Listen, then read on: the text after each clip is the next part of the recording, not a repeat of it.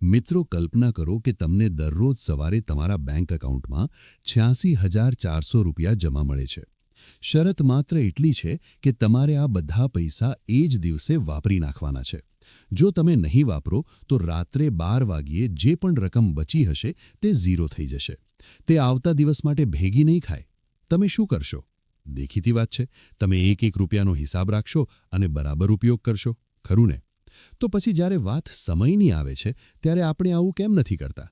કુદરત આપણને દરરોજ 86,400 સેકન્ડ્સ આપે છે, પણ આપણે તેને એમ જ ઇન્સ્ટાગ્રામની રીલ્સ જોવામાં, મિત્રો સાથે નકામી ગપશપ કરવામાં કે પછી હું કાલે કરીશ એવું વિચારવામાં વેડફી નાખીએ છીએ. નમસ્કાર મિત્રો, બુકસૂત્ર એક્સમાં તમારું સ્વાગત છે.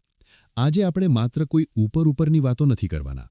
આજે આપણે એ સમજવાના છીએ કે આપણું મગજ આપણી સાથે કેવી રીતે રમત રમે છે અને શા માટે આપણે જાણી જોઈને આપણો કિંમતી સમય બગાડીએ છીએ. જો તમે ખરેખર તમારા સમયનો કંટ્રોલ પાછો મેળવવા માંગતા હો તો આ વિડિયો અંત સુધી ચોક્કસ જોજો. હું ગેરંટી આપું છું કે આ વિડિયો પૂરો થતા સુધીમાં તમારી વિચારવાની રીત બદલાઈ જશે. સૌથી પહેલો પ્રશ્ન, આપણે સમય બગાડીએ છીએ કેમ? શું આપણે આળસુ છીએ? ના, બિલકુલ નહીં. ધારો કે તમારે કોઈ કોલેજનું અસાઇનમેન્ટ પૂરું કરવાનું છે, કોઈ નવો પ્રોગ્રામિંગ કોન્સેપ્ટ શીખવાનો છે કે પછી કોઈ નવું પુસ્તક વાંચવા બેસવાનું છે. તમે બુક ખોલો છો અથવા લેપટોપ ચાલુ કરો છો અને અચાનક ફોનમાં એક નોટિફિકેશન આવે છે, ટિંગ. તમે વિચારો છો કે બસ એક જ મિનિટ, કોનો મેસેજ છે તે જોઈ લો. અને એ એક મિનિટ ક્યારે 1 કલાકમાં બદલાઈ જાય છે તે તમને પણ ખબર નથી પડતી. આની પાછળનું વિજ્ઞાન છે ડોપામાઇન. આપણા મગજને એવી વસ્તુઓ ગમે છે જેમાં તરત મજા આવે, જેને અંગ્રેજીમાં ઇન્સ્ટન્ટ ગ્રેટિફિકેશન કહેવાય છે.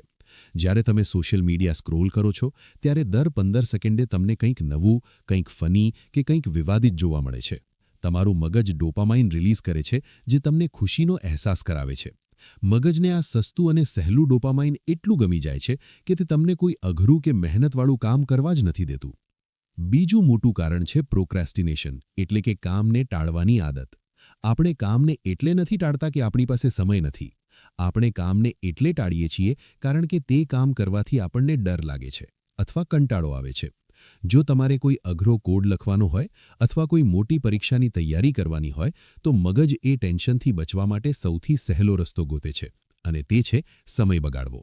આપણે આપણી જાતને છેતરીએ છીએ કે હું હમણાં રિલેક્સ થઈ જાઉં પછી ફ્રેશ થઈને કામ કરીશ, પણ એ પછી ક્યારેય નથી આવતો. હવે પ્રોબ્લેમ તો સમજાઈ ગયો, પણ સોલ્યુશન શું છે? હું તમને એવી 3 ટેકનિક જણાવીશ જે દુનિયાના સૌથી સફળ લોકો વાપરે છે.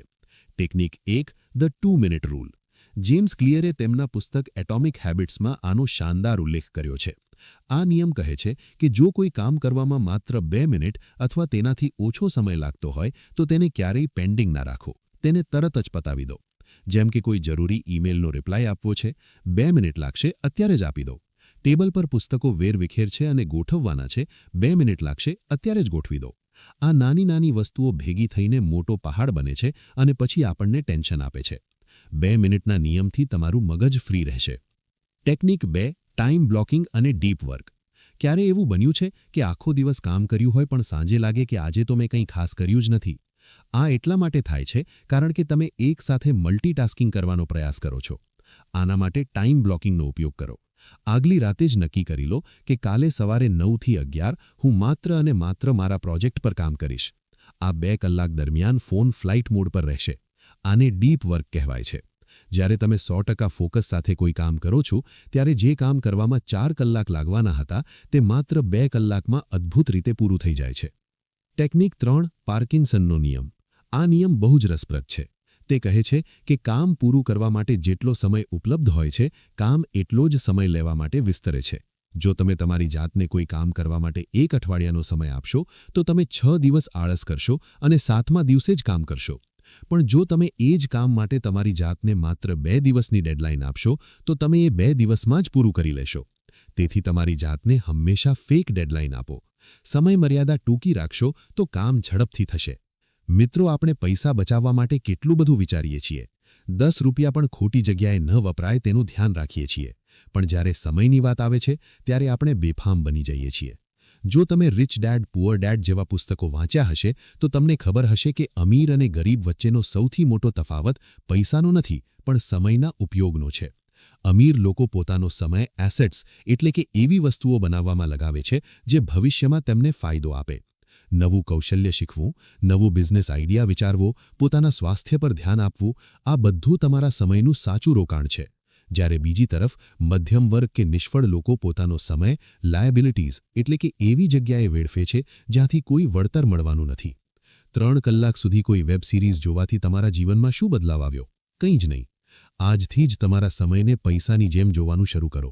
તમે સમય વિતાવી નથી રહ્યા, તમે સમય ખર્ચી રહ્યા છો. તેને એવી જગ્યાએ ખર્ચો જે તમને સારું રિટર્ન આપે. તો મિત્રો, આજથી જ એક નાનકડી શરૂઆત કરો.